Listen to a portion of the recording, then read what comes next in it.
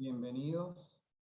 Mi nombre es Jesús Amado y en nombre del Centro Venezolano Americano del Zulia, CEVAS, les damos la más cordial bienvenida a otro webinar del programa gratuito Competencias Digitales, en una edición especial en la cual analizaremos las macrodestrezas del idioma. En esta oportunidad nos enfocaremos en la competencia lectora.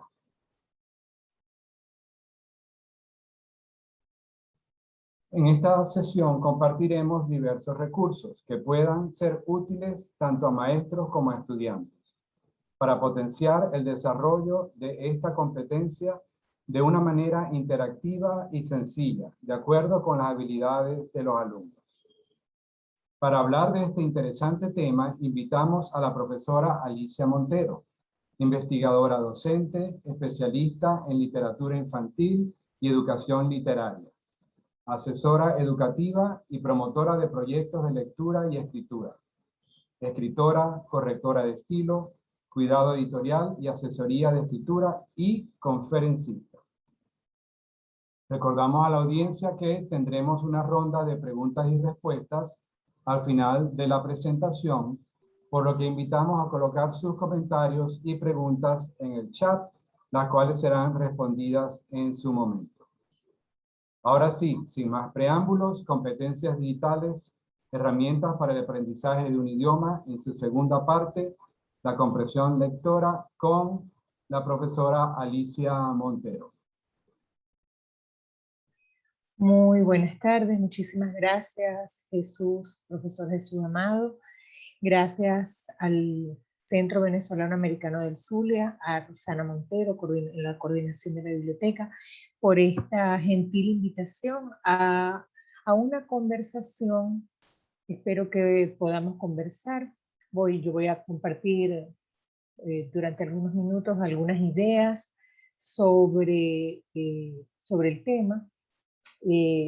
Debo aclarar que yo soy licenciada en letras, soy una ferviente apasionada de la lectura, sobre todo de la lectura literaria, y no me considero una especialista en competencias digitales. Soy una aprendiz, como muchos de ustedes, y esta invitación me ha permitido reflexionar, investigar y profundizar sobre algunas estrategias, recursos, aplicaciones, programas que pueden potenciar, que pueden facilitar el proceso de enseñanza-aprendizaje de la lectura en entornos digitales. Bueno, sin más, entonces comencemos a ver lo que preparé para ustedes con mucho cariño y además, bueno, con mucha humildad, porque espero que compartamos, que podamos aprender juntos durante esta sesión.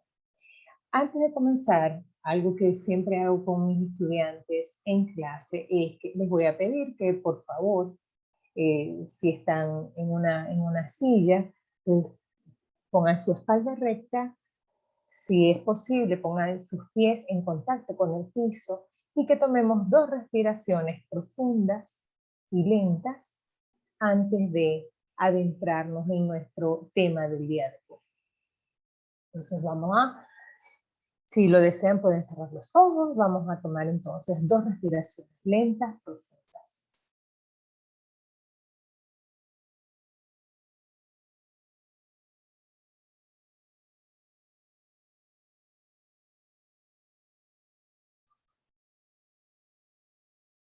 Muy bien, entonces comencemos a compartir pantalla, por favor, profesor Jesús.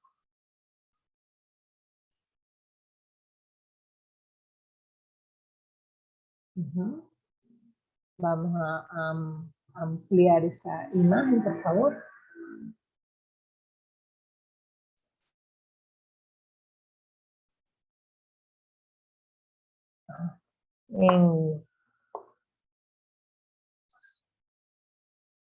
Como para que estén en la pantalla completa. Muy bien. Antes de comenzar, quiero aclarar algo. Cuando yo hablo de lectura, el proceso de lectura para mí es igual a la comprensión.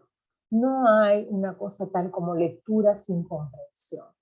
Para algunos teóricos que hacen una clasificación de varios procesos o de etapas o fases o micro habilidades dentro de la lectura, por ejemplo, la decodificación, luego la comprensión, la inferencialidad. En este caso, para mí, no hay una cosa tal como decodificar sin comprender. Si estamos decodificando y no comprendemos, ahí no hay lectura. O sea, es obligatorio, es indispensable que haya un proceso de comprensión del texto para que hablemos de lectura como tal. Entonces, vamos a pasar entonces a la siguiente lámina. ¿Por qué es importante en este momento hablar de competencias digitales y de comprensión lectora? Bueno, no es un secreto que de un tiempo a esta parte, y en el siglo XXI, pero sobre todo desde que estamos en esta situación de pandemia, pues se ha potenciado, se ha exponenciado la necesidad de desarrollar nuestras competencias de interacción con la tecnología, las llamadas competencias digitales. ¿Qué se entiende por competencias digitales entonces? Es un conjunto de conocimientos y habilidades, destrezas también podemos incluir allí, que permiten un uso seguro y eficiente de las tecnologías de la información y la comunicación. Entonces, en esas, ¿por qué considero que es fundamental el tema que vamos a tratar hoy? Porque fíjense que muchas veces se ha traído a discusión si la exposición a las pantallas va a hacer que se deje de leer libros o que se disminuya la lectura. Es un temor que hay no solo en los maestros, también en los padres, de decir, bueno, ¿por qué? ¿Cómo hacer para que los niños, los adolescentes, incluso los adultos, eh, lean y lean más y lean mejor ahora que hay tanto tiempo, que ha aumentado el tiempo de exposición a las pantallas? O sea, cuando hablo de exposición a las pantallas, hablo de teléfonos móviles, dispositivos inteligentes, tabletas, computadoras. Entonces pasamos mucho tiempo de nuestro día a día expuestos a las pantallas. Y fíjense, es verdad que a veces estamos jugando, ¿no? Entreteniéndonos o recibiendo información o estableciendo conexión con otras personas, ¿no? A través de las redes sociales, por ejemplo. Pero también es cierto que cada vez más estamos leyendo para informarnos y para estudiar, para aprender en pantalla. Entonces, es fundamental que nosotros, a la par que desarrollamos nuestras habilidades de lectura más eficiente, pues desarrollemos también nuestras habilidades y destrezas específicas del entorno digital. Pasemos a la siguiente.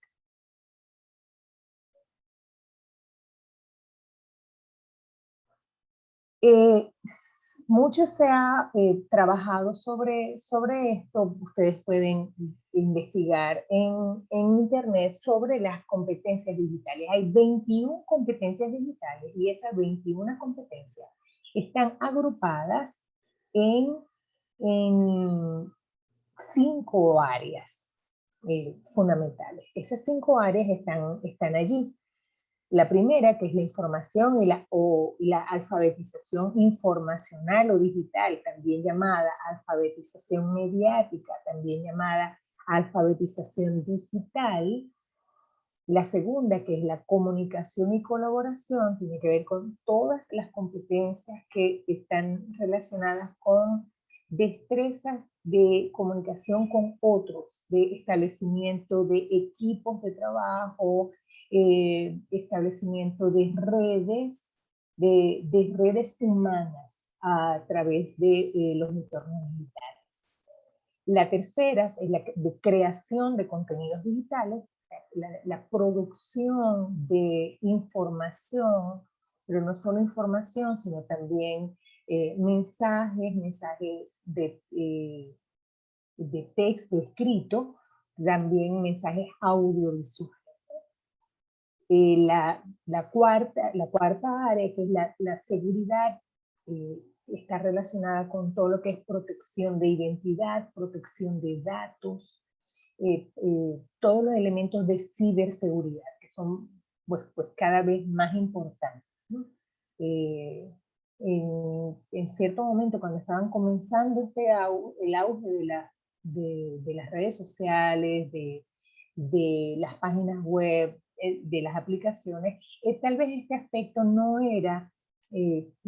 lo considerábamos tan importante, pero a medida que cada vez hay más gente, que ha habido suplantación de identidad, que ahí están los hackers también robando cuentas o interviniendo por ejemplo, en reuniones como esta. Cada vez es mucho más importante desarrollar competencias relacionadas con la seguridad. Y por último está el área de la resolución de problemas.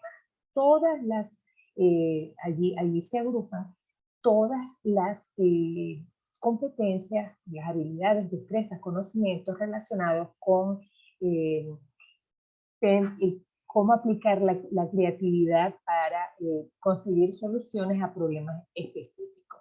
Entonces, de esas 5 áreas, las 3 áreas que están como directamente relacionadas, todas están relacionadas, pero mucho más directamente relacionadas con el tema de la lectura, son las 3 primeras.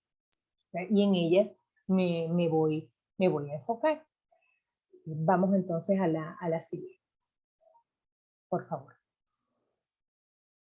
Muy bien, entonces en en el área de información y alfabetización digital, ¿a qué nos vamos a referir con esto? Bueno, fíjense, cuando hablamos de competencias, las competencias están relacionadas no solamente con los conocimientos, están las 5 áreas, lo cognitivo, o sea, los conocimientos, está lo operacional o procedimental, que son las habilidades y destrezas, y está lo actitudinal, y ahí están las actitudes y los valores relacionados con los entornos digitales. Entonces, la idea es que nosotros, cuando hablamos de información y alfabetización digital,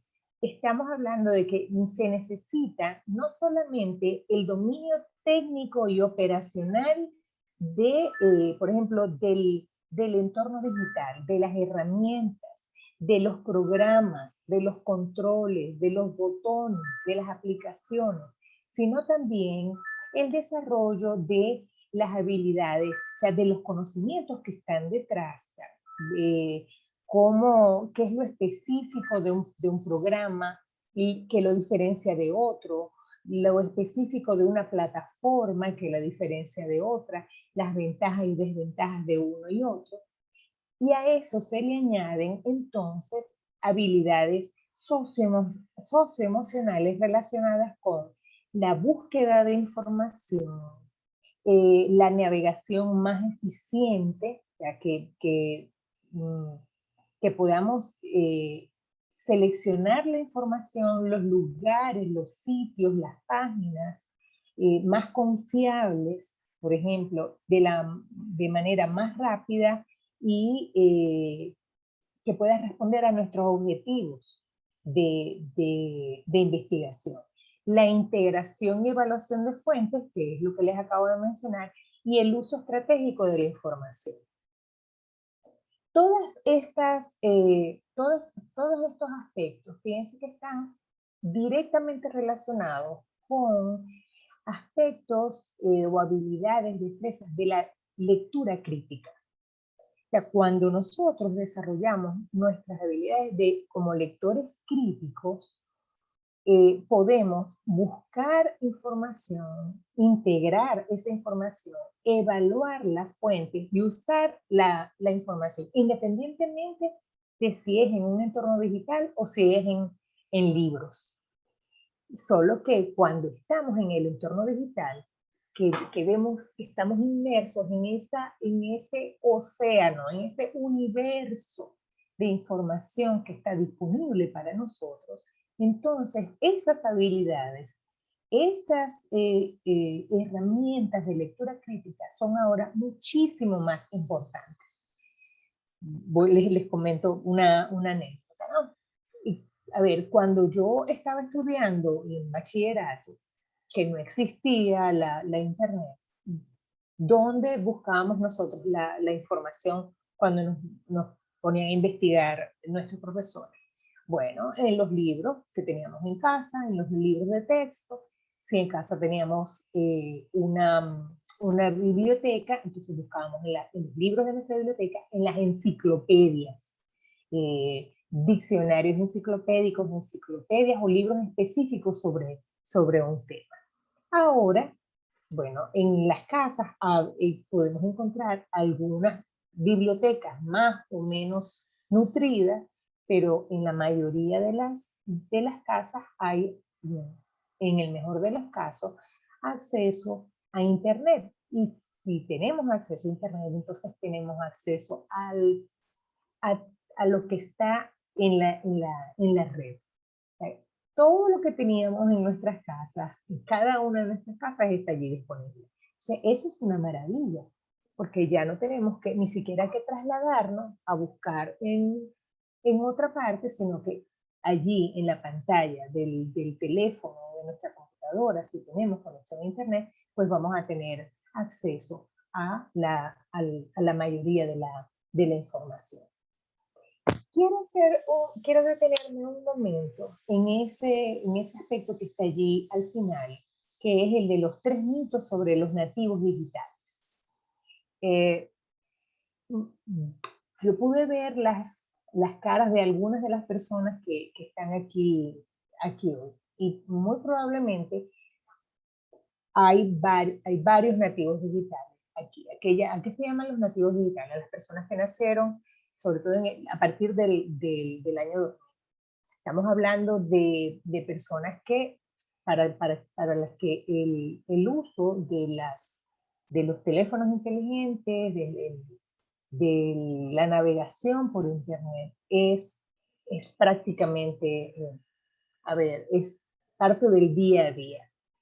Vemos a bebés, a niños muy pequeños, que ya desde el año y medio o los 2 años están frente a una pantalla y están viendo una imagen y hacen este movimiento de pinza para acercar o ampliar una imagen, o pasan con el dedito índice, van pasando las páginas o van pasando de una imagen a otra, o pulsan en los botones para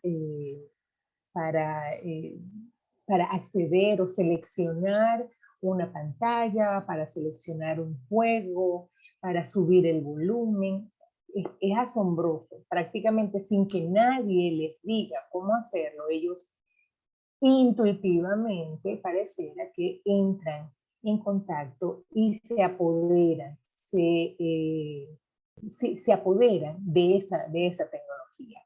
¿Por qué hablo yo de esos 3 mitos? Porque para nosotros como padres o como docentes. Entonces, es muy fácil caer en el error de pensar que esos niños, solo porque, o adolescentes incluso, solo porque pueden jugar con sus aparatos, solo porque pueden divertirse o entretenerse con esos teléfonos, con esas tabletas o con la computadora, pueden aprovechar para aprender con eso, con esos mismos aparatos.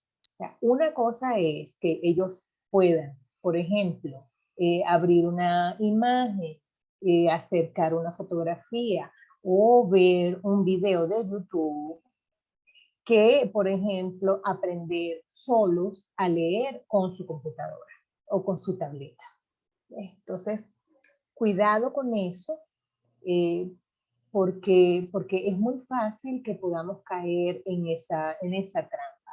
El otro mito es pensar que esos niños o adolescentes, porque, por ejemplo, que tengan mucho contacto, mucha interacción en redes, por ejemplo, en redes sociales, sean cuales sean estas redes, pensemos que tienen destrezas, habilidades, competencias para estudiar, para aprender, para leer críticamente en esos mismos aparatos. Entonces, ahí está el otro. Y el tercer mito es pensar que solo porque una persona sea nativa digital, puede autorregular su aprendizaje, autoevaluar su aprendizaje solo. O sea, solo porque pueda manejar los aparatos. Y les voy a poner un ejemplo. O sea, yo hablaba de esto con alguien ayer y le decía, es como que nosotros pensemos que porque un niño o un adolescente sabe manejar bicicleta, entonces yo lo voy a dejar solo, que salga en su bicicleta sin establecer límites, sin que él sepa hacia dónde va, con qué objetivo va a salir, que él sepa cómo es el espacio, el lugar donde él va a hacer el recorrido, los peligros que hay en ese recorrido, el ambiente que lo va a rodear durante ese recorrido y cómo él puede llegar a salvo eficientemente al lugar y regresar sin ningún inconveniente.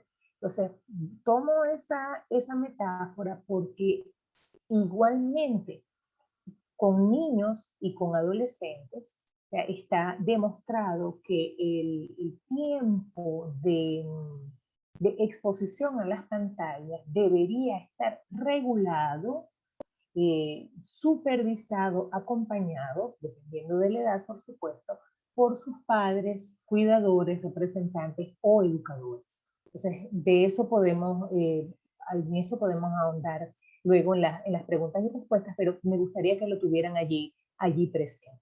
Entonces, por eso, aunque, a ver, aunque estamos sobre todo trabajando a distancia, el papel del educador, del mediador, del profesor en entornos digitales sigue siendo fundamental.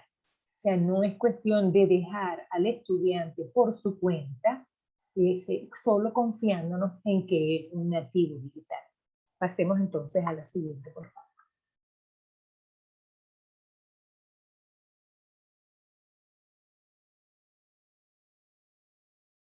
Ajá. Fíjense que allí tenemos una clasificación de lo que son las habilidades digitales.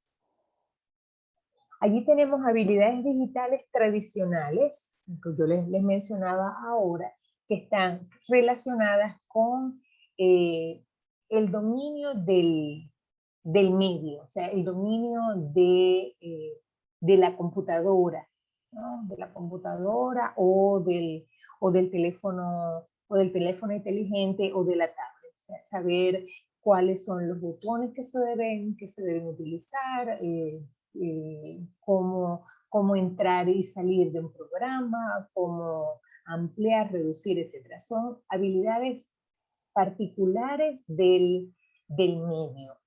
Y las habilidades del contenido están relacionadas con cómo buscar la información y cómo utilizarla estratégicamente. A esas habilidades digitales tradicionales hay que añadirle, hay que incorporarle habilidades digitales llamadas de comunicación o sociales, que me parece que son importantísimas porque complementan, porque refuerzan y a la vez no nos permiten perder de vista el gran poder que tienen las tecnologías de la información y la comunicación. Uno de los grandes peligros, por llamarlo así, de la alta exposición a las pantallas en los niños y en los adolescentes, pero en los adultos también, es un progresivo aislamiento de los otros seres humanos. Pareciera que privilegiamos el contacto con el que no está, o sea, con el ausente, con el que está conectado por la red, por sobre el contacto, la interacción, la comunicación del que está allí cerca, ¿no? Del familiar, del amigo. Lo vemos en reuniones, lo vemos a la hora del almuerzo o de la cena, donde la gente lleva su teléfono y entonces en vez de conversar está interactuando a través de la pantalla con alguien que no está allí, que está ausente, ¿no? Entonces, pongan eso por allí, porque yo hablo también como madre de un adolescente casi adulto, pero también porque veo mi propio desplazamiento a medida que he ido apropiándome del uso de redes sociales y de aplicaciones, ¿no? Entonces, importantísimas estas habilidades digitales de comunicación y sociales porque, ojo, son específicas del entorno digital, pero tienen que ver con la codificación y decodificación para construir información, entenderla e intercambiarla. O sea, y además con la creación de contenidos que tengan una calidad aceptable para compartirlos en Internet. Esto me parece fundamental también porque, y tiene que ver con la lectura crítica. ¿Por qué? Porque fíjense que muchos niños, adolescentes y adultos nos hemos convertido en consumidores pasivos de información que otros generan, ¿no? Pasivos y además prácticamente sin filtro de la avalancha de información que recibimos día a día. Entonces, en ocasiones esa avalancha nos estresa, no sabemos cómo manejarla, no sabemos cómo distinguir lo que es cierto y lo que no es cierto, lo que es un rumor, lo que es tendencioso. No sabemos distinguir una noticia de un anuncio publicitario o una información seria que puede, o sea, por ejemplo, un anuncio publicitario que está disfrazado de información o de conocimiento.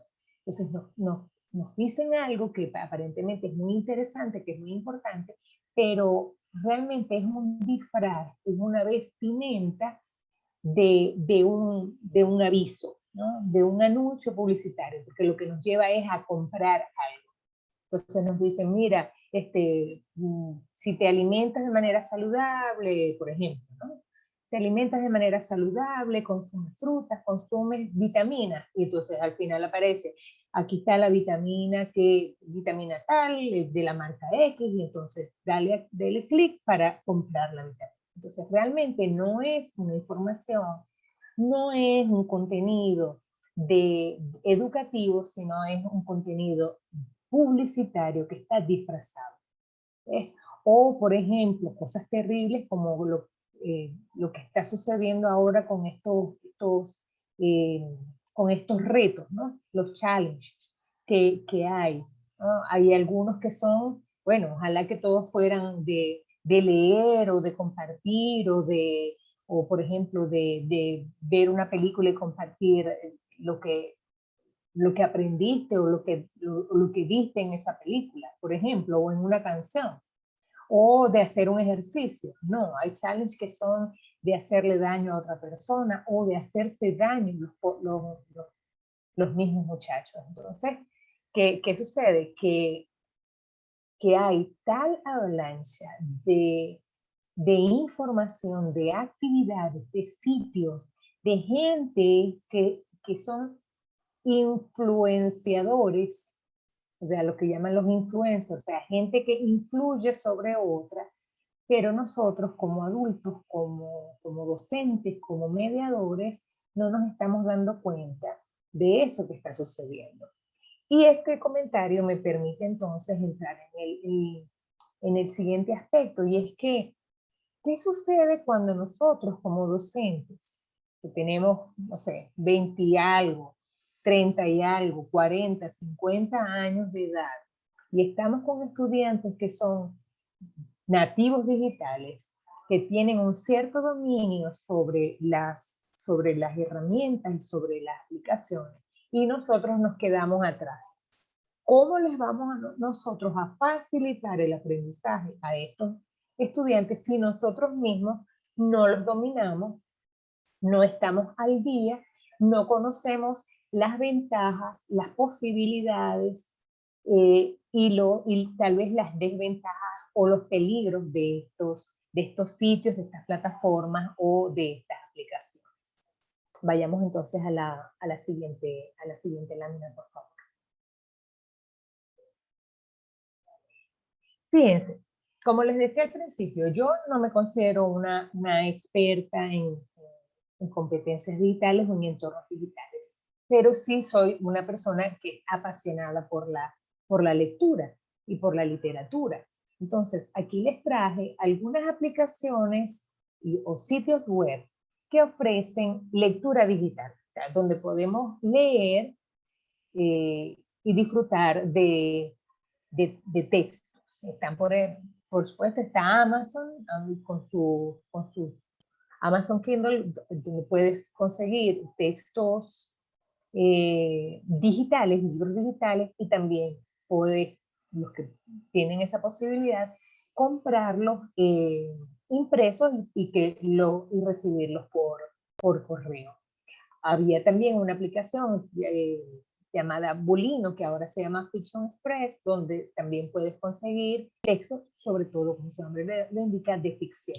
Está Free Kids, Leoteca, bueno, ahí están las mejores aplicaciones para niños, que están en inglés, Next Story, 24 símbolos, Metaphoric, que es una biblioteca digital, Wibblebox, hay también los cuentos infantiles interactivos. Está, por ejemplo, la página web de la Biblioteca Cervantes, que tiene allí todo un repositorio de cuentos infantiles que están disponibles para leer en línea, y algunos pueden ser también descargados. Está Viva Leer. Y entonces en las aplicaciones, ahí se fue una T de más en YouTube. Está, por ejemplo, YouTube, donde uno puede no solamente ver y escuchar audiocuentos, sino también ver ver a los booktubers, que son personas que hacen reseñas y comentarios de libros que ellos han leído. Entonces nos hacen recomendaciones de novedades literarias, de autores, por ejemplo, para que nosotros nos mantengamos al día. En Instagram están también los bookstagrammers, que son personas que hacen eso mismo, que reseñan, que comentan libros o sitios o páginas web relacionadas con lectura, o por ejemplo, entrevistan autores, escritores, para promover lectura. Wattpad, que es una aplicación para escribir, puedes ir publicando lo que vas escribiendo y compartiendo con una comunidad de lectores y escritores que te dan retroalimentación sobre lo que tú has escrito. Está Goodreads, que es una aplicación para compartir tus comentarios. O sea, tú puedes leer reseñas y comentarios de otros, de las lecturas que hacen otras personas, y tú puedes compartir también las tuyas, y entonces comparar, y vas ganando puntos, vas adquiriendo como mayor nivel, ¿no? Me encanta Pinterest, que tal vez es una aplicación que tradicionalmente pensábamos que estaba relacionada bueno, con áreas como la moda, como la cocina, y ese tipo de áreas, pero resulta que Pinterest, yo consigo allí muchísimos recursos como docente, y también como asesora de escritura, porque de una manera visual, eh, esquemática, muy atractiva, colorida, reducida en el sentido de que está muy, muy sencilla, eh, puedes conseguir recursos que fácilmente puedes aprovechar y aplicar cuando estás planificando o preparando tus clases o tus trabajos o una investigación. Facebook, bueno, como red social, era sobre todo para comunicarse, para saber en qué andan, qué están haciendo nuestros amigos, nuestros conocidos. Pues ahora con la fanpage y los grupos, pues me parece que son geniales para compartir intereses, para generar comunidad y para aprender, igual que WhatsApp. Fíjense que WhatsApp, que era inicialmente solo para comunicarse, para enviar mensajes, o para llamadas o videollamadas, pues ahora se ven muchísimas experiencias de aprendizaje a través de WhatsApp, que son, bueno, son geniales porque consumen menos megas, son mucho más sencillas de manejar, incluso pueden quedar allí y tú los puedes escuchar o ver después cuando, si no tienes conexión en el momento de la actividad, puedes escucharlo o verlo después, aunque no puedas interactuar en el momento. Igual Telegram. La diferencia con Telegram, la ventaja con Telegram es que no se te descarga la información y no te consume la memoria, el espacio de tu aparato, y entonces eso queda allí disponible, pero sin que te consuma como les dije, el espacio del, de tu dispositivo, ¿no? Entonces tiene esa gran ventaja. En un artículo mira, muy reciente, ¿no? Allí yo tomé algunas de esas aplicaciones y sitios web de un artículo de una psicóloga venezolana, Paula Sicard, que salió hace apenas la semana pasada, y bueno, y están allí también los que yo utilizo con mayor frecuencia. Veamos la siguiente. Ajá, para la siguiente, me voy a permitir compartir pantalla un momento. Ajá. Vamos aquí a compartir pantalla. Veamos aquí.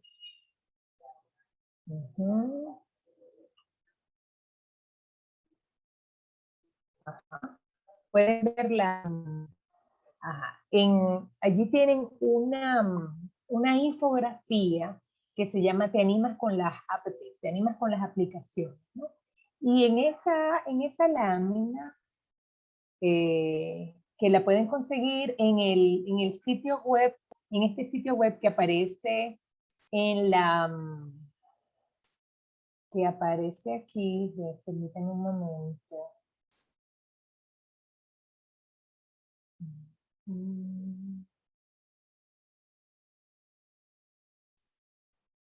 Ajá, que aparece aquí apptk.es. En esa página web, ellos hacen recomendaciones de aplicaciones para niños y adolescentes. Y allí pueden conseguir esta infografía, es de acceso libre, y ustedes pueden entonces verla con más detenimiento después que termine nuestro encuentro. Pero fíjense que ellos allí tienen algunos aspectos a considerar. Por ejemplo, ¿con qué empezar cuando tenemos niños y queremos recomendarles aplicaciones? Bueno, primero, cuando tiene que ver con el contenido, si ese contenido está adecuado a la edad y a la capacidad del lector, qué calidad tiene ese contenido, si está actualizado y es accesible, cómo está estructurado, qué tan interactivo es, o sea, si tiene posibilidades de interactividad, por ejemplo, dependiendo de la aplicación. Bueno, si el niño o el adolescente puede colorear, puede ponerle música, puede introducir cambios, etcétera, ¿no? Y si tiene opciones de personalización. También otros elementos que son importantes considerar es, por ejemplo, cuáles son los modelos de adquisición, si es por suscripción, si hay que comprarlas, etcétera. Si son gratuitas, por ejemplo, ¿no? Cuáles son las fórmulas de confidencialidad de esas aplicaciones, de privacidad y de seguridad, y si son populares, si han sido reconocidas, si tienen premios. Un aspecto fundamental es el asunto de cuánto es el tiempo recomendado de exposición a las pantallas dependiendo de la edad. ¿Recuerdan que se los había mencionado? Bueno, entonces allí están especificadas cuáles serían los niveles de autonomía de esos niños y cuáles son algunas recomendaciones de control parental para nosotros los papás, qué hacer para saber qué están viendo nuestros hijos, qué están haciendo en pantalla, ¿no? Y cómo podemos nosotros de alguna manera intervenir, guiar, acompañar. Y bueno, y están todos las otras, en azul están todas las otras recomendaciones de posibilidades que ofrecen estas aplicaciones para buscar información, para personalizar el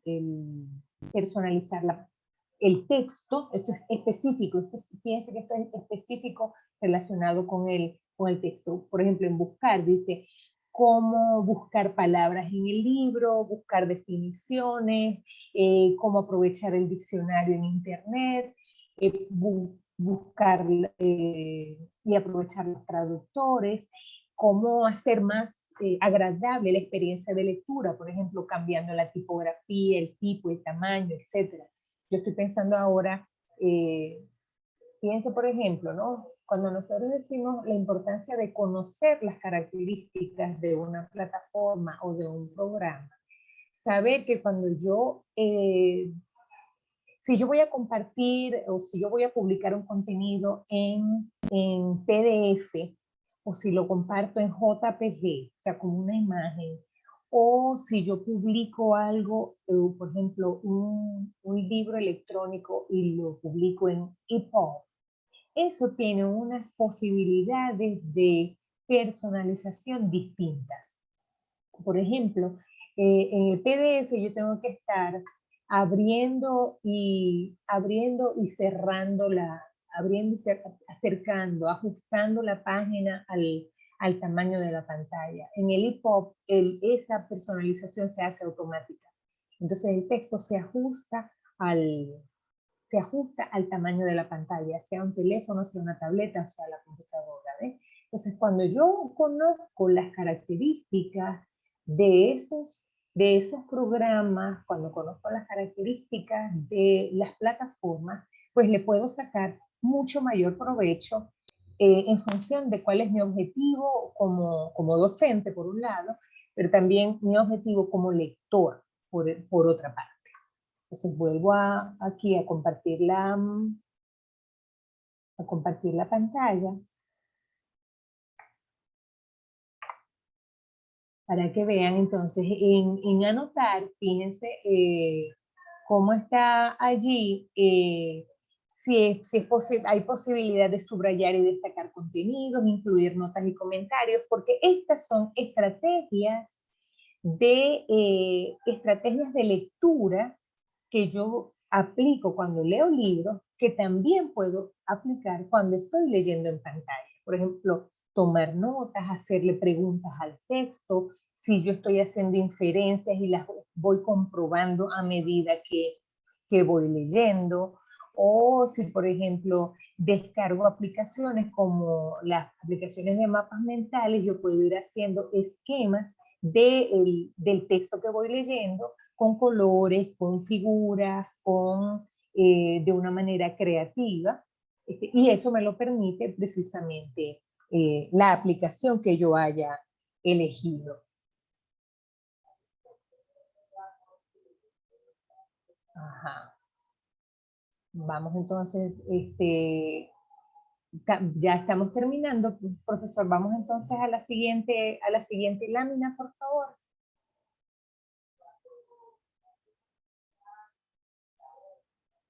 Muy bien, creo que hasta aquí está mi presentación.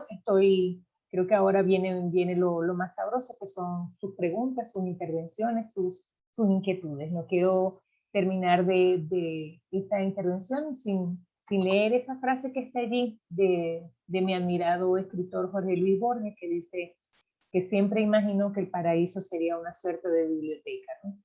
Y que, bueno, ahora la Internet es una biblioteca gigantesca e infinita, como él la imaginaba en algunos de sus cuentos. Entonces, bueno, dispuesta a escuchar sus intervenciones y sus preguntas. Muchísimas gracias por escuchar, por su generosidad al escuchar. Gracias, profesora Alicia, por tan increíble presentación y por los tips que nos brindó acerca de dónde podemos conseguir material bibliográfico y material de lectura digital. Mientras preparan las preguntas, acuérdense que las preguntas las pueden colocar en el chat. Voy a compartir con ustedes una encuesta para que por favor la llenen y luego procedemos a la parte de preguntas y respuestas, una encuesta de satisfacción. Y mientras tanto, profesora, le voy preguntando, ¿qué tips nos pudiera brindar para mejorar la comprensión lectora? Y creo que a veces le falla mucho a todos. O sea, leemos y a veces no entendemos lo que estamos leyendo, no le ponemos atención. ¿Qué tips nos pudiera brindar? Muy bien, las estrategias de comprensión, ¿no? Están clasificadas como estrategias previas a la lectura, estrategias durante la lectura y estrategias posteriores a la lectura, ¿no? Eso lo van a conseguir en todos los libros sobre comprensión lectora. Las estrategias de prelectura, ¿cuáles son? Una es activar los conocimientos previos. Por ejemplo, a ver, voy a hablar hacia ustedes que son lectores. Yo voy a leer un libro sobre mapas mentales, por ejemplo.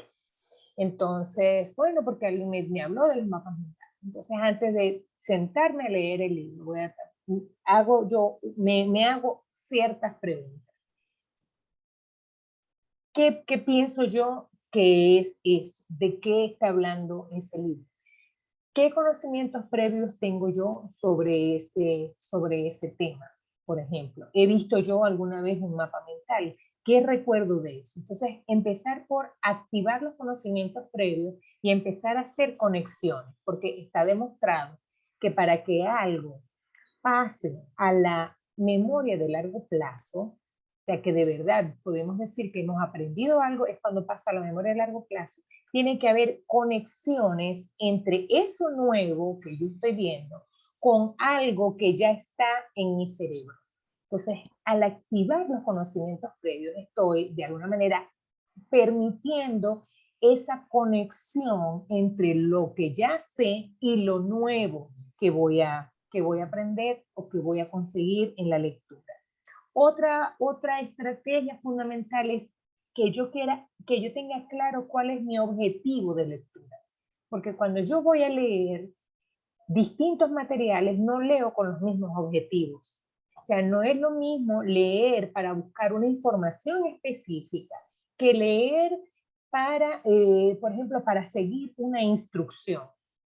Por ejemplo, cuando yo estoy leyendo una receta, porque voy a hacer un plato, mi intención lectora, mi objetivo como lectora, no es aprenderme la receta, no necesariamente me la voy a aprender, ni voy a imaginarme, no me voy a entretener con la lectura, voy con un objetivo fundamental que es seguir el paso a paso para conseguir el objetivo, que es el plato que voy a preparar. ¿Ves? Pero cuando yo voy a buscar, por ejemplo, una definición, por ejemplo, en internet, voy con un objetivo particular, ya no es el mismo objetivo de la receta. Entonces, tener claro el objetivo de lectura, eso es fundamental. Estrategias durante la lectura que funcionan es tomar notas. Tomar notas, no subrayar, fíjense. Tal vez nosotros tradicionalmente venimos con la idea pensando que subrayar, cuando subrayo ya estoy aprendiendo, que eso me va a permitir recordar o entender. No, ojo, no necesariamente. Eso es una trampita. Subrayar no necesariamente ayuda a comprender. ¿Qué sí nos ayuda? Hacernos preguntas sobre el texto y contestarnos. Eso sí ayuda. O decir, ¿cuál fue la idea central de este párrafo que yo acabo de leer? Si yo puedo establecer esa idea central, estoy entendiendo. Pero si yo no me puedo responder esas preguntas, por mucho que haya subrayado, no he entendido, no he comprendido. ¿Ves? Entonces, ahí tiene, por ejemplo, esos dos tips. A mí me gusta imaginarme lo que viene después, o sea, hacer inferencia. ¿Qué viene después? Si estoy leyendo, por ejemplo, una obra literaria, es un ejercicio maravilloso. ¿Y qué va a pasar ahora con este personaje? Pero si estoy leyendo un texto de estudio, pensar qué es lo que viene a continuación, lógicamente. Hay una estrategia que no dije, que es previa a la lectura, que funciona maravillosamente, que es familiarizarse con los paratextos. ¿Qué son los paratextos? O sea, toda la información que un libro, en este caso un libro físico, pero que también un libro electrónico lo tiene, que son el índice. O sea, en el índice que están todos los temas que se van a desarrollar en ese libro. Ver, por ejemplo, lo que está en la contraportada del libro, que allí te dice muy, muy brevemente cuál fue el objetivo del autor o qué es lo que él piensa conseguir con el libro.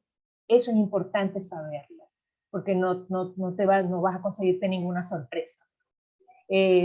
Por ejemplo, leer el prólogo, leer la introducción del libro. Esos son los llamados paratextos, antes de adentrarte en la lectura como tal. Eso te permite tener a ti un esquema en tu cabeza que te va a permitir a ti también luego aprovechar mejor la lectura. Allí tienen unos tips entonces para mejorar la comprensión. Gracias, muchísimas gracias. Les recordamos que compartimos en el chat la encuesta de satisfacción. Tenemos una pregunta de Roxana, que pregunta, ¿Qué recomienda para estimular la lectura en un niño y en un adolescente? Bueno, esto probablemente lo han escuchado, pero lo primero es que ese niño o ese adolescente vea en las personas que son sus modelos que la lectura es importante. ¿Qué quiere decir esto? Si yo quiero promover, estimular lectura en mi hijo, en mi hija, en los niños que están cerca de mí, es importante que ellos me vean a mí leyendo. O sea, que haya libros en la casa. Si no hay libros, que me vean leyendo libros digitales. Que la lectura sea un tema de conversación en la familia o en el grupo de amigos. Eso es importante. Que se hable sobre el último libro que se leyó, sobre un cuento que se está recomendando, sobre una aplicación que me ha servido para estudiar o para aprender, una página que me pareció interesante, una cuenta de Instagram que me parece divertida e interesante. O sea, que para nosotros, que somos sus modelos, la lectura sea importante. Que nosotros seamos ejemplos de eso que queremos desarrollar. Porque es como con el deporte. ¿Cómo pretendemos nosotros que a nuestros hijos les guste el deporte si nunca nos ven a nosotros haciendo deporte? Entonces, ¿cómo pretendemos que a nuestros hijos les guste la lectura si nunca nos ven a nosotros leyendo? Entonces, eso es primordial. Ya después de ahí, el camino es muchísimo más fácil. Definitivamente la lectura en familia es la mejor manera de incentivar a los niños y jóvenes, adentrarlos en el mundo de la lectura. Sí, y Jesús, y fíjate que hay otro detalle, porque a veces si les preguntas a algunas personas que son grandes lectoras, a lo mejor en su casa no tuvieron porque a lo mejor en su casa no tuvieron un modelo lector importante, pero se consiguieron con algún maestro en primaria o en secundaria o en la universidad o en el Instituto de Idiomas, por ejemplo, como en el CEBAS, que promovió lectura en ellos, que leyó en clase, que comentaron textos y entonces le creó ese interés y lo estimuló. Entonces, como aquí yo sé que hay tantos maestros, como sé también que hay padres, o sea, creo que esa relación entre la casa, la escuela, sea cual sea la escuela, o sea, la escuela formal o los institutos de idiomas, por ejemplo, o las tareas dirigidas, por decir otra instancia educativa. O sea, en cualquier instancia que haya un modelo lector, allí puede crearse el estímulo y es el inicio de una carrera como lectora en un niño, en un adolescente o hasta en un adulto, porque nunca es tarde. Tenemos una pregunta de Salomé que creo que está más o menos relacionada. Dice, hola profesora, ¿cómo podemos incentivar a los niños a la lectura en inglés? ¿O qué app nos podría recomendar? Muchas gracias. Bueno, yo les voy a compartir lo que sucedió con mi hijo. Para mí, mi hijo aprendió y desarrolló mucho su aprendizaje del inglés con YouTube, porque a él le gusta mucho la música. Y como le gusta todavía mucho la música, él quería cantar las canciones en inglés. Quería cantar las canciones, o sea, sabiendo lo que decían las canciones y además pronunciándolas bien. Entonces, ¿qué hacía? Escuchaba las canciones y buscaba las letras, bajaba las letras para poder cantarlas y cantarlas bien. Entonces, si tú como mamá o como maestra descubres, investigas, o sea, tú indagas en el gusto de tus estudiantes o de tus niños, o sea, qué música les gusta escuchar, y a lo mejor la que les gusta escuchar, ya sabemos que a lo mejor no es la mejor de las músicas, bueno, tú puedes llevar también canciones al salón de clase, escuchan la canción, llevas la letra, y es una manera de de aprovecharlo. Hacen karaoke, por ejemplo. Eso es divertidísimo. Y para hacer karaoke ellos están leyendo y tienen que leer en otro idioma. Entonces no es una clase donde tú les estás dando la gramática, el sujeto, el predicado, el verbo, nada de eso, sino que ellos están entrando en contacto con la lengua de una manera comunicativa y funcional, además divertida. Entonces, pero lo primero es indagar cuáles son los intereses de esos niños y de esos adolescentes. Porque a lo mejor les gustan, ¿qué te digo yo? Las manualidades, por decirte, o les gusta la mecánica. Entonces tú puedes buscar páginas web o juegos de simulación de mecánica en los que pones a ese muchacho a interactuar con algo que es de su interés en otro idioma y entonces por curiosidad, por saber qué es lo que hay allí, va a ir a buscar lo que eso significa y va a entrar en contacto de una manera distinta. Gracias. Lilibet pregunta y comenta, dice, mis hijos son usuarios de diferentes apps, pero a su corta edad siempre estoy pendiente. Quisiera su ayuda para el caso de niños pequeños, ¿qué apps ayudarían para fomentar la enseñanza para la lectura de una manera más amena? He buscado muchas y todas son muy rutinarias y se aburren. Bueno, fíjate, ¿qué te sugiero yo? Por ejemplo, a mí me gusta mucho YouTube. Sencilla, YouTube. ¿Por qué? Porque en YouTube tú consigues desde fotografía, o sea, videos donde te presentan un cuento, por ejemplo. Un cuento y lo que van como pasando las páginas, la sucesión de las páginas del libro. Sencillo, eso nada más. Hay otros que mientras van presentando la sucesión de las páginas, una persona va leyendo, pero lo que se escucha es la voz y no se ve a la persona. Hay otras donde está la persona leyendo o contando la historia y haciendo los gestos, con sonidos, con canciones, con toda la mímica. Entonces, dependiendo de qué es lo que a ese niño, a tu niño le guste, le llame la atención, tú vas mostrándole distintas opciones. Primero tú haces tu navegación, tú buscas de lo que, bueno, si es apropiado, si el lenguaje está bien, si los temas son apropiados para su edad, si la duración también es apropiada, porque a veces son muy largos para niños muy pequeños, ¿no? Entonces se distraen o se aburren. Entonces, primero que tú los veas y luego entras en contacto con ese, por ejemplo, con YouTube. Te digo que a mí YouTube me parece muy bueno. Lo que sí es importante es tener claro cuál es el enfoque que está detrás de una app o de una página web.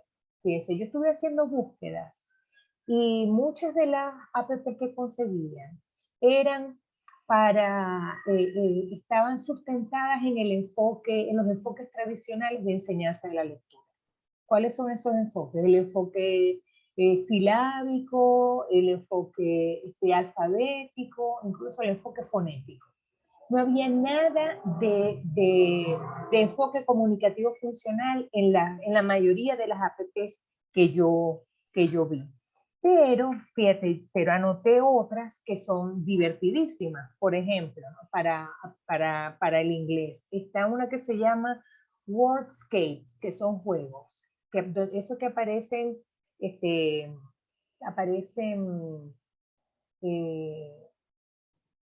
lugares, ¿no? Aparecen paisajes, dice la palabra, aparecen paisajes. Y entonces dice una palabra y aparecen, por ejemplo, 5 letras que están conectadas por unas líneas. Y entonces el niño tiene que buscar distintas palabras que se forman con esas mismas 5 letras, pero en distinto orden. Entonces tú estás trabajando allí con el reconocimiento de las letras, pero las letras no están aisladas. Las letras son porque van a formar una palabra con sentido, ¿no? Entonces, no es repetir A, B, C, D, E, sino, ni decir la D con la A suena da, la D con la E suena B, no, sino esas letras que están allí, si se unen y se mezclan, pueden formar distintas palabras con sentido, porque si tú las formas y no es una palabra con sentido, no ganas puntos, porque la aplicación no reconoce eso como una palabra real, ¿no? Entonces, eso es importante, saber que lo que estés escogiendo no sea solo para recordar las letras, sino para que sea un lenguaje útil para comunicarse, útil para, sí, para eso, que eso tiene una función. Está, por ejemplo, el famosísimo juego de Scrabble, ¿verdad?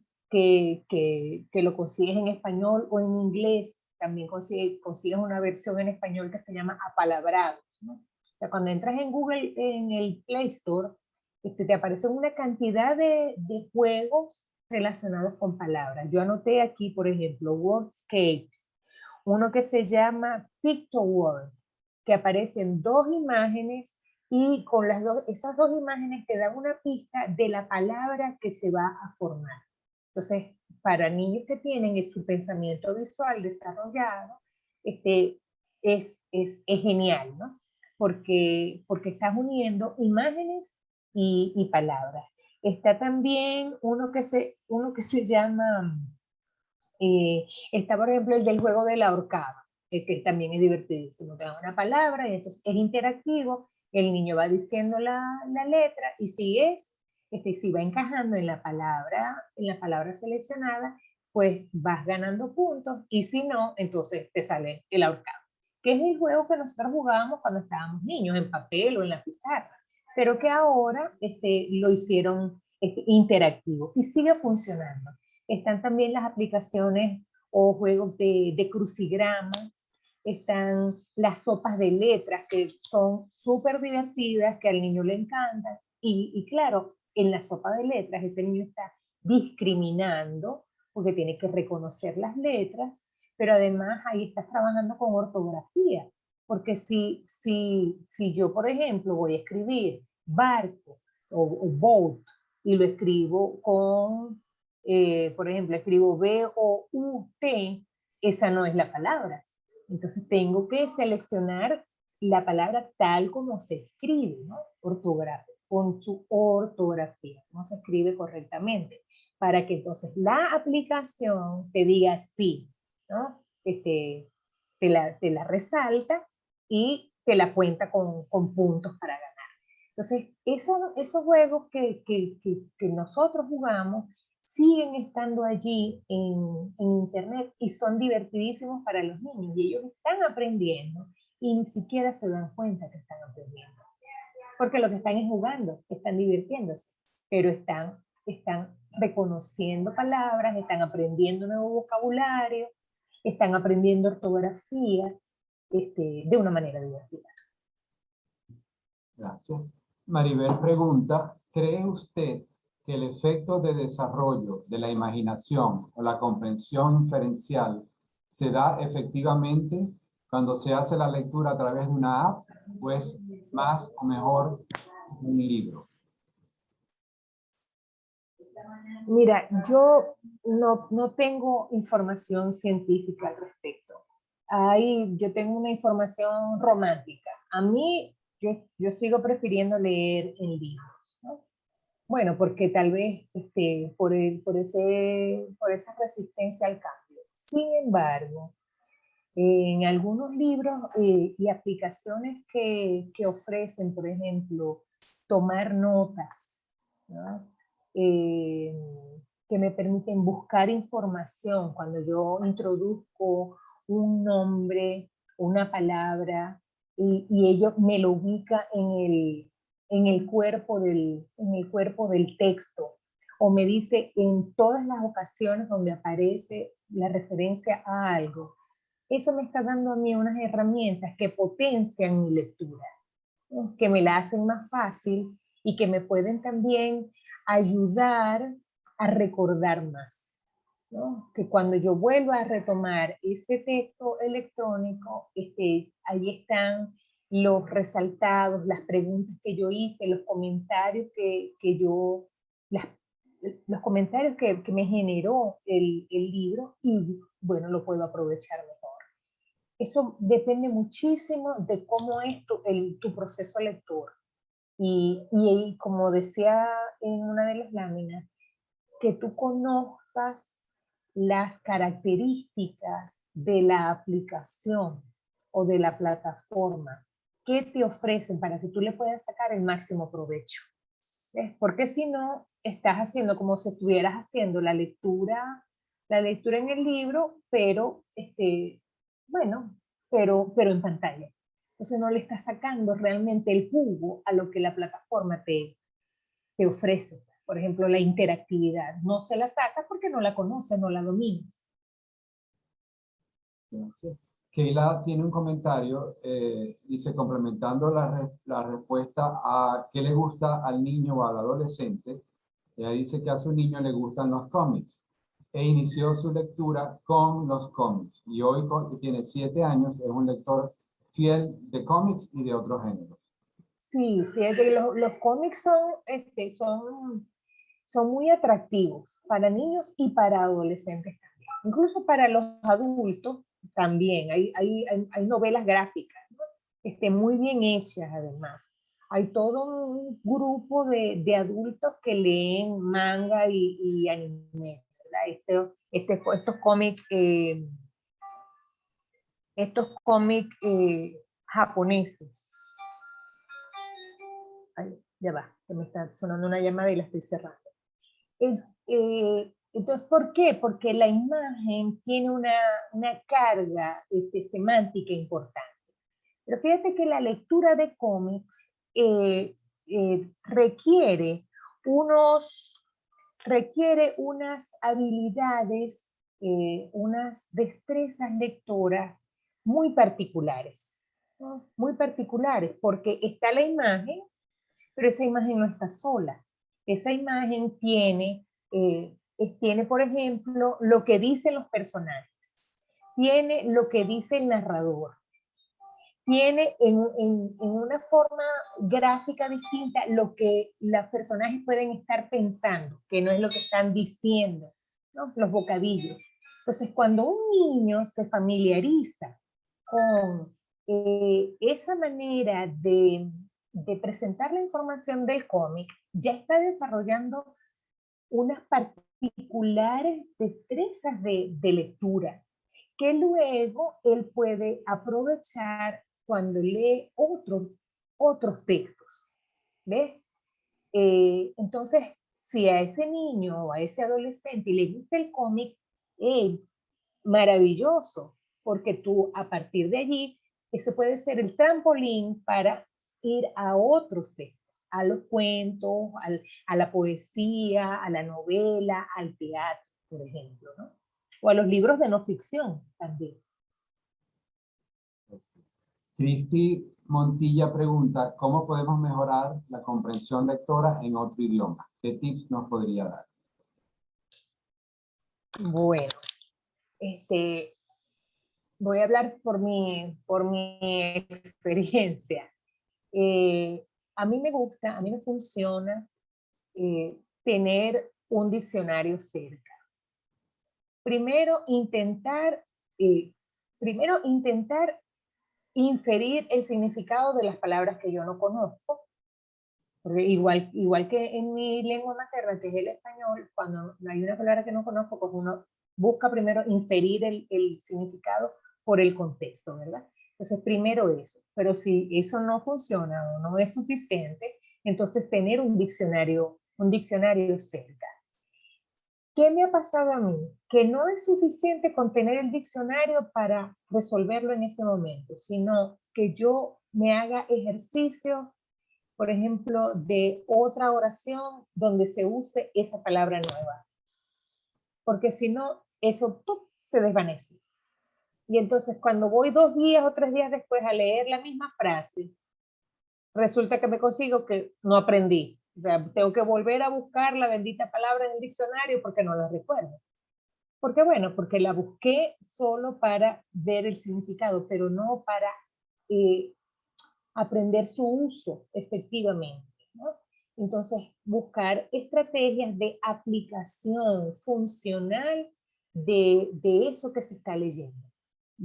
Buscar ejemplos, comentarlo con otras personas, hacer las estrategias que mencioné antes, hacerle preguntas al texto y responderlas yo. Entonces, ese tipo de preguntas que funcionan en tu lengua materna también funcionan en tu segunda lengua.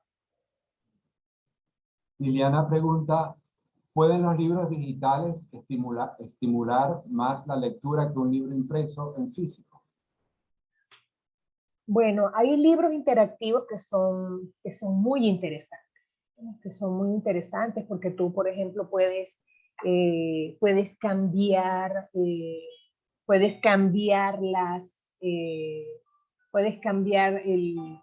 la trama, puedes incorporarle detalles a los personajes, que bueno, que probablemente en un libro físico no te lo permite. Entonces, esos libros interactivos que deben estar diseñados para eso, pueden ser muy atractivos, pero bueno, yo por lo menos, a mí me siguen gustando mucho los libros físicos, ¿no? Y tenemos un comentario de María Gracia. Ella dice que en su experiencia puede decir que aprendió inglés gracias a los videojuegos. Y fue por su mamá, que por desconocimiento le dio unos juegos de Game Boy en inglés y ella dice que a juro andaba con un diccionario para arriba y para abajo. Luego, sin saberlo, ya entendía demasiado las canciones, las películas, que primero eran subtituladas y luego las fue aprendiendo. Sí, de hecho, muchos niños y jóvenes han aprendido inglés a través de los videojuegos, que ahora son unos videojuegos, son historias narradas. Sí, sí, fíjense que eso que está diciendo María Gracia, que tú mencionas, Jesús, también pasó con mi hijo. A él le gustaban esos juegos que tenían una historia bien construida, donde había personajes, donde había tramas y subtramas, donde, bueno, donde había una descripción detallada del ambiente. Y esos videojuegos, o sea, se iban elevando el nivel de complejidad de esas tramas, iban incorporando otros personajes.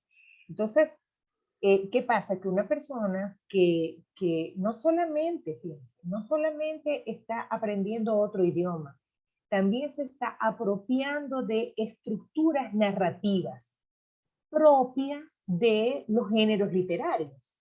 Entonces, un muchacho que juega y que se hace bueno en esos juegos, no solamente en juegos de matar o juegos bueno, de saltar o de destreza física, sino también juegos donde hay eso, ¿no? Eso de imaginar, de crear otros mundos u otros universos. Eso le permite que se apodere, que se apropie de esas estructuras y cuando vaya a leer literatura, pues ya es muchísimo más sencillo porque ya ha estado ya está familiarizado con esas estructuras.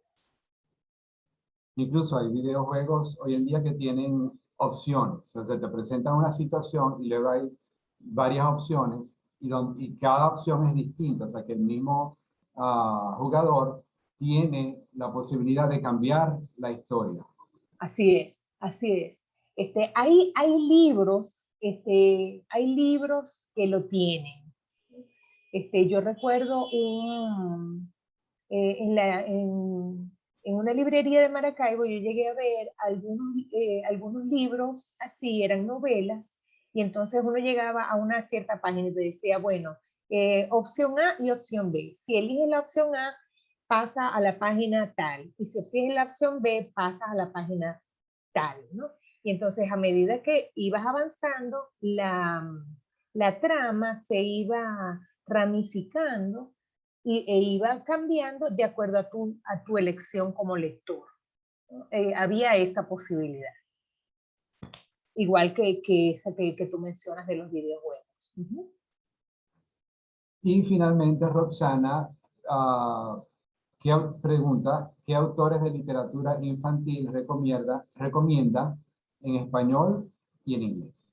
Creo que bueno, ese es tema para otra conversación, pero te puedo decir que a mí me encanta, en poesía me encanta Dr. Seuss, en inglés, porque son los juegos de palabras, ¿no? que son divertidísimos y a los niños les encantan.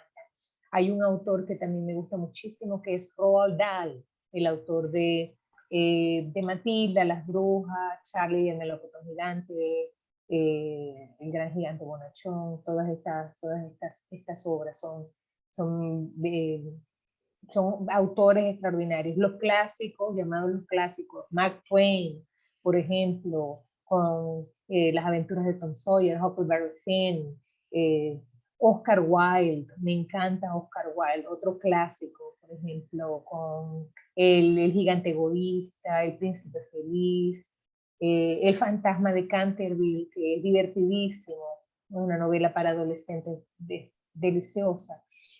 Recomiendo, sí, y no me vayan a crucificar, Harry Potter. Harry Potter es una saga que yo disfruté muchísimo, por lo menos los 4 primeros libros que yo leí. Ya los otros me parecieron como muy oscuros, ya para adolescentes más grandes, ¿no? Pero Harry Potter es una excelente manera de que el muchacho adquiera destreza, que se dé cuenta de que puede leer libros largos, que los puede comprender, que puede relacionar. Entonces es un entrenamiento maravilloso para otras obras. Estos son autores bueno, que yo disfruto mucho y que recomiendo, por supuesto. En español, bueno, ya la lista es interminable, pero en inglés te puedo decir de esos que me gustan mucho. No, inclusive los clásicos como los de los hermanos Grimm y Andersen, los pueden conseguir tanto en español como en inglés, Como porque en inglés, claro, claro que sí, claro que sí. tienen los niños en eso. En mi experiencia, respecto a libros para jóvenes, yo tendría cuidado. O sea, yo como padre buscaría primero de qué se trata el libro, porque hoy en día hay muchos libros para adolescentes, lo que se llama Young Adults, Sí. que tocan temas que son demasiado profundos para un joven. O sea, temas que son, además de profundos, temas delicados y controversiales. Sí, ¿qué recomiendo yo? Fíjense, yo creo que todos los temas se pueden trabajar con un niño o con un adolescente dependiendo del enfoque. O sea, el adulto, el mediador, sea sus padres, sus representantes, sus maestros, conozcan primero el material, eh, acompañen al niño o al adolescente en esa lectura y puedan guiarlo. ¿No? Porque primero que nosotros sepamos qué es eso que ese muchacho está leyendo, para saber cuál es el enfoque que el autor está, o sea, cómo se está acercando a un determinado tema. Porque fíjense, la muerte es un tema muy complejo para un niño o para un adolescente o para un adulto. ¿No? Es complejo, pero ¿qué más cotidiano que la muerte? ¿No? Estamos rodeados de muerte por todas partes. Entonces, no es dejar de hablar de la muerte, es saber cómo vamos a tratar ese tema. Entonces, con un texto literario como una señora con sombrero de la poeta venezolana Jacqueline Gold, publicado por Monte Ávila, donde habla de la muerte de su abuelo. Es un libro hermoso, es un libro bellísimo. Entonces, no es solo el tema, es cómo se trata ese tema. Y que nosotros, vuelvo, repito, que nosotros conozcamos ese material para poder conversar, guiar, acompañar a ese niño o ese adolescente en la lectura. Bueno, muchísimas gracias, profesora Alicia, por esta ponencia de hoy. Creo que estuvo muy interesante. Espero que el público esté satisfecho. Y los invitamos para el próximo mes, el mes de octubre, donde tendremos la tercera charla de estas competencias digitales con las 4 macrodestrezas del idioma. De nuevo, muchísimas gracias a la profesora Alicia Montero, muchísimas gracias a todos por habernos acompañado y estén pendientes de las redes de SEBAS, donde publicaremos nuestras próximas foros. Muchísimas gracias a todos por participar y feliz tarde. Muchísimas gracias al SEBAS por esta invitación. Feliz tarde.